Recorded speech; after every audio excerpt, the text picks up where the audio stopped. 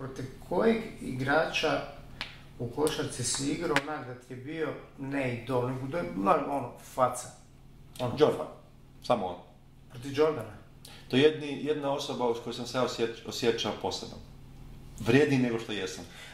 Ima karizmu tu oko sebe. Izvuko iz tebe ono najbolje. Bio si ti bolji. Ne najbolje košarkaški, nego najbolje ono da sam se osjećao kao da sam $1 milion vrijedim. Da sjajim, da lebdim. Takvu karizmu ima. Znači, dođe prva tekma moja, on igrao, njegova zadnja sezona bila je moja prva u Americi. Ja sam igrao za Memphis, on igrao za Washington Wizards. Igrao mi u Memphisu i ja sam bio tada u prvoj petorici i ja sam trebao njega čuvat, odnosno čuvali smo se.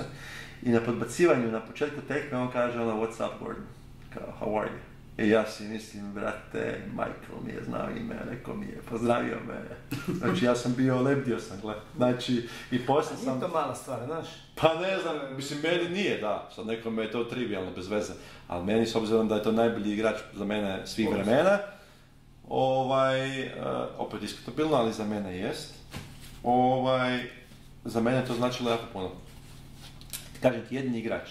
Znači, nijedan drugi. Da li to, kad je to rekao, da li to diglo ili si se ono... Ne, diglo me, ali sam ga ja pokušao napenaliti tamo, Hetije, pa nisam se dao. Jebe se meni da ono...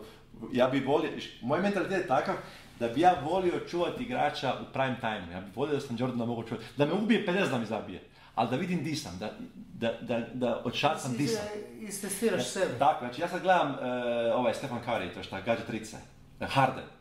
To su, je ono ubojica, ne. I ja si mislim u sebi, ja ne mogu, znam da ne bi mogao, sam star već, stariji, ne, više nisam za igru. Ja si mislim, ti, da mogu probati ga čuvati, da vidim di sam, da vidim kako bi se s tim nosio.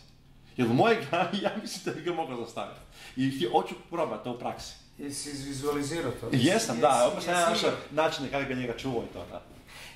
To me zanima, to kad si igrao protiv Jordana, da, znači znao si... Jordan je bio već deda onda, znaš, on je bio 40 godina, to više nije bio Michael Jordan. To je koji Tyson, ono što sam ti rekao, znači ali po eksplozivnosti to... Tyson će sa 80 godina biti opasan. Opasan za mene, ali neće biti opasan za nekog boksača.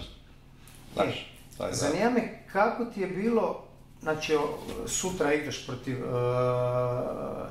protiv čarobnjaka, i večeras ideš u krevet, ležiš, nisam što razmišljao, Katie.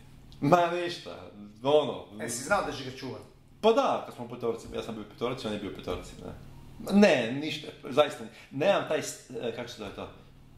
Starstruck, kako se, kad te udari, da te neka zvijezda ili poznat ostav, da me onak, sad ja moram ceo kipim, ma kak. Ne, ja sam ti rekao koji je moj mentalitet. Respektiram te, ne priznajem te trenutno. Kad me dobiješ ruka, drugi puta ponovo vidim, bit ću bolji. Tako da nemam ja taj osjećaj.